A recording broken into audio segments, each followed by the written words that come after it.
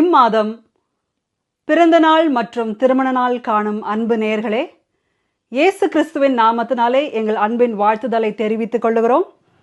Light of the world ministry சார்பாகவும் எங்கள் வாழ்த்துதலை தெரிவித்துக் கொள்ளுகிறோம். கர்த்தர் தாமே உங்களை ஆசீர்வதிப்பாராக. ஆமேன். தேவனுடைய பெரிதான கிருபையினாலே இந்த புதிய மாதத்தை தந்த கர்த்தருக்கு கோடான கோடி ஸ்தோத்திரம். பிரியமானவர்களே, மே 1ஆம் தேதி என்றாலே உழைவர்கள், விசேஷமாக உழைப்பாளிகளுடைய தினம். அவர்களுடைய வாழ்க்கையில் தேவன் இன்னும் தம்முடைய ஆசீர்வாதத்தை கொடுக்க வேண்டும் என்கிற ஜெபத்தோடு தான் இந்த புதிய மாதத்துக்குரிய வாக்குத்தத்த செய்தியை இந்த மே மாதத்தை குறித்து ஆண்டவர் உங்கள் வாழ்க்கையில், உங்கள் குடும்பத்தில், உங்கள் சபையிலே, உங்கள் எதிர்காலத்தை குறித்து வைத்திருக்க திட்டங்களை ஒவ்வொன்றாக எடுத்து உரைக்க கர்த்தர் உதவி செய்வாராக. ஆக கவனமாக கேளுங்கள். ஒவ்வொரு வார்த்தையும் நமக்குரியது என்பதை புரிந்து கொள்வோம். நிச்சயமாக உழைக்கும் வர்க்கம் இருக்கிறதுனால தான் இன்றும் நாம் உணவு கொள்ள முடிகிறது.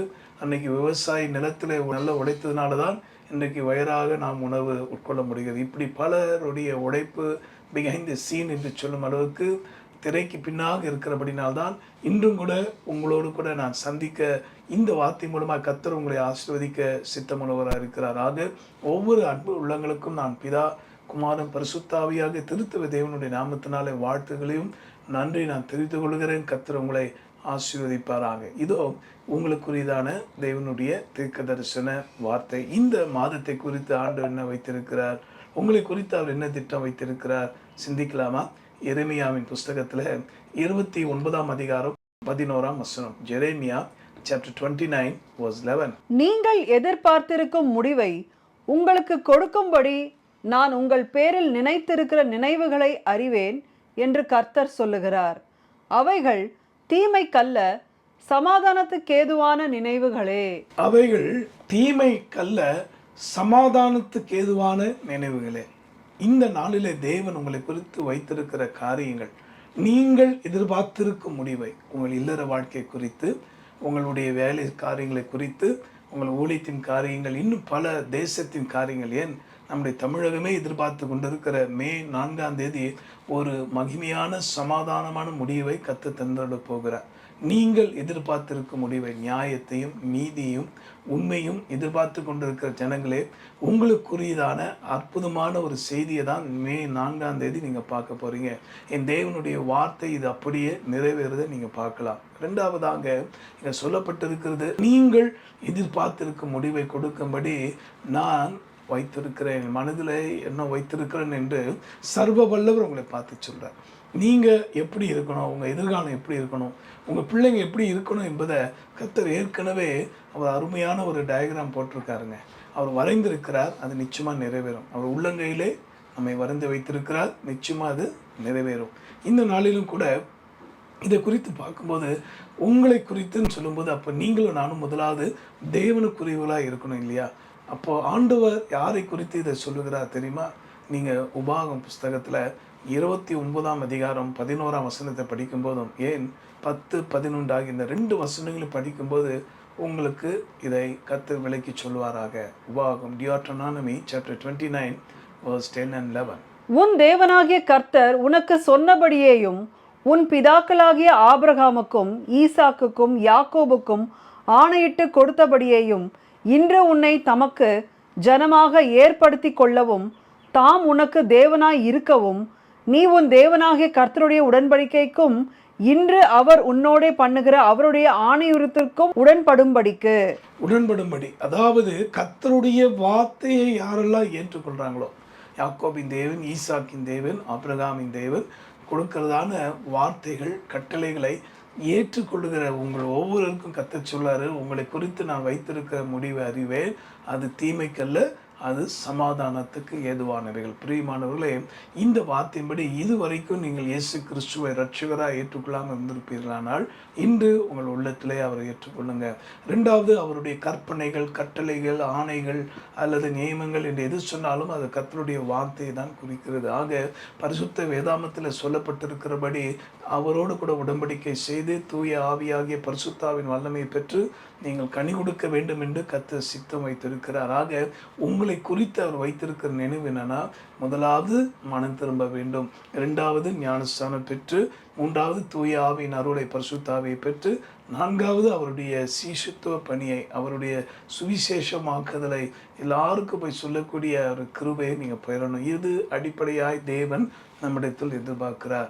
ஆக இந்த எதிர்பார்ப்பை நிறைவேற்றக்கூடிய பாத்திரங்களாக நீங்கள் இருக்கும் பட்சத்தில் இந்த எரேமியா 29:11 அப்படியே உங்கள் வாழ்க்கையில் சம்பவிக்கும். சமாதானத்துக்கு ஏதுவானைகளை தருவார். தீமையை நினைச்சாங்க, ஆனால் சமாதானமாக மாறப்போகுது. இன்றைய முதல் கொண்டு அந்த ஆசீர்வாதத்தை நீங்கள் நிறைவாக பார்க்க போகிறீங்க. கர்த்தருடைய ஜனங்கள் பார்த்தீங்கன்னா என்னாகும் புஸ்தகத்தில் 29:11 கூட போட்டிருக்கு, வெள்ளாட்டு கடாக்களை எல்லாம் பலியிடணும் அப்படின்னு வேதம் சொல்லுது. இதோடைய பொருள் என்னென்னா சர்வாங்க தகன பலியை கொடுக்கணும். இதோடைய அர்த்தம் என்னென்னா இந்த நாட்களிலும் சர்வ அங்க தகன பலியாக மாற்றிக்கொள்ளுங்க. உங்கள் உச்சந்தமிழ் உள்ளங்கால் வரை கிறிஸ்துவுக்கு அர்ப்பணிங்க. ரெண்டாவதாக பலியிடுதல் என்றால் ஸ்தோத்திர பலி. இன்னும் உள்ளத்தின் ஆழத்திலிருந்து ஆண்டவர் செய்த நன்மைகளை எண்ணி ஸ்தோத்திரம் பண்ணுங்க. இன்றைக்கு ஒருவேளை இந்த நிலைமையில நீங்கள் இருக்கிறீங்க, ஒருவேளை எதிர்பாராத தோல்வி அல்லது நஷ்டங்கள் வந்திருக்கக்கூடும். ஆனால் இதுவரைக்கும் காத்த தேவன், இதுவரைக்கும் நல்ல வேலையை தந்து ஆசீர்வதித்தவர் தொடர்ந்து செய்வார் இல்லை, இதை காட்டிலும் மேலானதை தரப்போறார் இல்லை. ஆகவே சோர்ந்து போகாதீங்க, தோண்டு போகாதீங்க. உங்களுக்குரிய ஆசீர்வாதம் இப்போ உங்களை தேடி வந்து கொண்டு இருக்கிறது. உங்களுக்குரிய பலன் இப்போ இறங்கி கொண்டு இருக்கிறது. நீங்கள் உங்கள் பலியிடுறதை நிறுத்தாதீங்க. ஸ்தோத்திர பலியிடுங்க. ஆண்டவருக்கு உள்ளத்தின் ஆழத்திலிருந்து ஸ்தோத்திரம் பண்ணி கொண்டே இருங்க. நிச்சயமாய் இதுவரைக்கும் பார்த்திராத ஒரு நல்ல முடிவை கர்த்தர் உங்கள் வேலை ஸ்தலத்தில் தரப்போகிறார், உங்கள் வியாபாரத்தில் தரப்போகிறார். தேவன் உங்களுடைய ஊழிய பாதையில் தர இருக்கிறார். ஆக இப்படிப்பட்ட அதிசயங்களை நன்மைகளை செய்கிறவர் விலையேறப்பட்ட ஒரு ஆசீர்வாதத்தை நமக்கு தர இருக்கிறார். அது என்ன தெரியுமா? சங்கீதத்தின் புஸ்தகத்தில் 29:11 Psalms 29:11. கர்த்தர் தமது ஜனத்திற்கு பலன் கொடுப்பார், கர்த்தர் தமது ஜனத்திற்கு சமாதானம் அருளி அவர்களை ஆசீர்வதிப்பார். முதலாவது பலன் கொடுப்பார், அடுத்தது சமாதானம் அருளி அவர்களை ஆசீர்வதிப்பார். What a great privilege isn't it? தேவன் நமக்கு தருகிற எவ்வளோ பெரிய ஸ்லாக்கியம் பாருங்க. இதை நீங்கள் அவருடைய ஜனமாக மாறினதுனால, நீங்கள் அவருடைய வார்த்தையும் கட்டளைகளையும் ஏற்றுக்கொண்டதுனால உங்களுக்கு இந்த வாக்குத்தத்தை அப்படியே நிறைவேறுமா? எப்படி நான் முதலாவது பலன் கொடுத்து, இன்னைக்கு எந்த இடத்துல நீங்கள் பலவீனமாக இருக்கீங்கன்னு கர்த்தருக்கு தெரியும். உங்களுடைய சரீரத்தில் ஒரு வேளை பலவீனங்கள் இருக்கலாம். இந்த வார்த்தையை கேட்டுக்கொண்டிருக்கும் போதே ரோமர் 8:11 படி சாவுக்கேதுவான உங்கள் சரீரங்களை உயிர்ப்பிக்கிற அந்த பரிசுத்தாவினுடைய வல்லமை உங்கள் மேல் இறங்கி கொண்டிருப்பதை நான் பார்க்குறேன். ஆக சோர்ந்து போகாதிருங்க.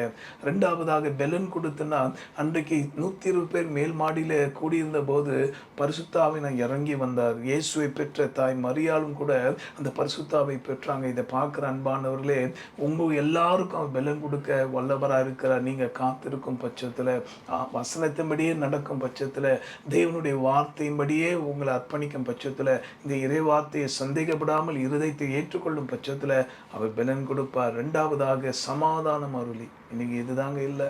எங்கே பார்த்தாலும் ஈரான், இஸ்ரேல், யுஎஸ் யுத்த களங்களை பார்க்குறோம். இன்னும் பல யுத்தங்கள் வரப்போகுது. பயங்கரமான காரியங்கள் கற்பனை கூட பண்ணி பார்க்க முடியாது. ஆனால் கர்த்தருடைய வருகை மிக சமீபமாக இருக்குது அப்படின்னு நான் சொல்லுகிறேன். அன்பானவர்களே, அவருடைய சமாதானம் நம்முடைய உள்ளத்தையும் இல்லத்தையும் ஆளுகை செய்ய என்ன கொடுப்பீங்களோ, துர்மாக்கனுக்கோ சமாதானம் இல்லை என்று ஏசாயா தீர்க்கதரிசி சொல்றார். ஆகவே தயவு செய்து அந்த துர்மாக்க வாழ்க்கையை விட்டு வெளியே வருவோம். மனிதராக என்னான்னு ஒரு காலத்தில் அறியாமை இருளில் எல்லா விதமான மனுஷனுடைய கட்டளைகளுக்கு கீழ்ப்படிந்து உங்களை ஒருவனைப் போலதான் இருளில் கிடந்த, ஆனால் வெளிச்சத்தை தந்தார். வார்த்தையின்படி அர்ப்பணித்த இன்று சமாதானத்தை அருளி பலனின் தந்து ஆசீர்வதித்துக் கொண்டிருக்கிறார். பலருக்கு, பல்லாயிரம் மக்களுக்கு ஆசீர்வாதமாக வைத்திருக்கிறார் என்றால் இது கர்த்தருடைய வார்த்தை தானே. ஆக 29:11 மறக்காதீங்க. எரேமியா 29:11, உபாகம் 29:11, சங்கீதம் 29:11 மறக்காதபடி உங்கள் இதயமாக பலகைகளை வைத்துக் கொள்ளுங்க. இப்போ நாம் ஜெபிக்க போகிறோம். நான் ஏற்கனவே சொன்னது போல அருமையான நாட்களில் கர்த்தர் அதிசயங்களை நடப்பிக்க போகிறார். உங்கள் வாழ்க்கையில் நீங்கள் வாழ்கிற தேசத்தில், அது ஒருவேளை தமிழகமாக இருந்தாலும் சரி, தமிழ்நாடாக இருந்தாலும் சரி, அங்கே நீங்கள் பார்த்துருக்கும் முடிவை சமாதானமானதை தரப்போகிறார். இன்னும் ஆச்சரியமான முடிவை இந்த மாதத்தில் பார்க்க போகிறீங்க. இந்த யுத்தத்தில் கூட ஒரு பெரிய திருப்பு முனை உண்டாக போகுதுங்க. எல்லாவற்றிலும் கர்த்தருடைய ஆசீர்வாதம் உங்களோடு இருப்பதாக. ஆக விசேஷமாக இந்த நாளிலும் கூட உங்கள் ஒவ்வொருடைய நன்மைக்காக இதோ கர்த்தருடைய திறப்பில் நின்று உங்களுக்காக ஜெபிக்க இருக்கிறேன். என்னோடு கூட இணைந்து கொள்வீங்களா? அன்புள்ள ஆண்டவரே, இந்த நேரத்தில் உங்களுடைய தெய்வீக பிரசனம் ஒவ்வொரு மேல் இறங்கி வரட்டும் அப்பா. இவர்கள் எதிர்பார்த்து கொண்டிருக்கிற வேலை ஸ்தலத்தில் இருக்கிற முடிவு, குடும்ப காரியத்தில், தனிப்பட்ட வாழ்க்கையில் உடைந்து போன குடும்பங்கள், வியாதியினால் அகப்பட்டு இருக்கிறவங்க, இன்னும் பிள்ளை பேர் இல்லைன்னு கலங்குறங்க அத்தனை பேருக்கும் எதிர்பார்த்து கொண்டிருக்க நல்ல முடிவை இப்போது நீ தந்ததுக்காக ஸ்தோத்திரம். ஆயினும் ஆண்டவரை உம்முடைய ஜனமாய் மாறாதபடி, இருதயத்தில் காணப்படக்கூடிய கசப்புகள், பாவ மன்னிப்பு நிச்சயம் இல்லாதபடி, ஏனோ தானோ இந்த வாழ்க்கை எப்படிப்பட்டதான இரு மனங்கள் எல்லாத்தையும் நீக்கி கர்த்தருடைய ஆவியான ஒவ்வொருடைய மனக்கங்களை திறப்பீராக. இந்த செய்தியை ஜெபத்தோடு கேட்டு மற்றவர்களுக்கு பகிர்ந்து கொள்கிற ஒவ்வொரு அன்பு உள்ளங்களையும் குடும்பங்களையும் நீ அபிரதமாக ஆசீர்வதிப்பீராக.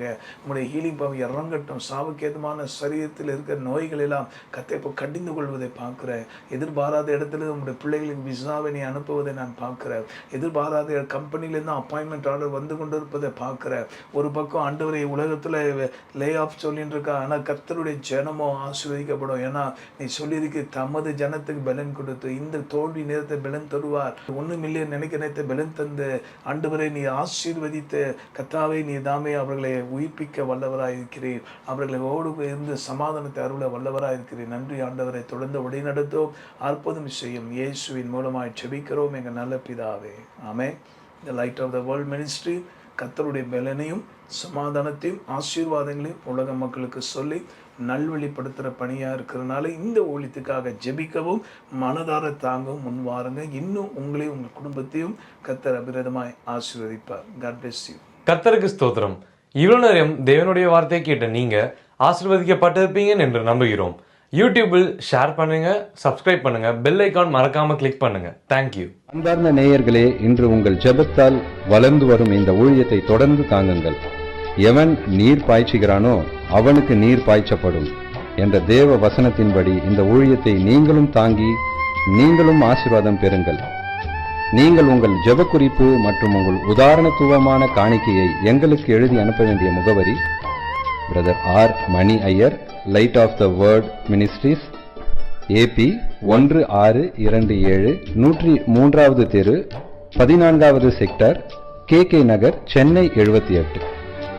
உங்கள் காணிக்கையை வங்கி மூலம் அனுப்பிட எங்கள் முகவரி: light of the world ministries, account number 4625421311, Indian bank, Ashok Nagar branch, IFSC code IDIB 000A031 என்ற வங்கி கணக்கிற்கும் நீங்கள் உங்கள் ஊரிலிருந்தே காணிக்கையை அனுப்பலாம்.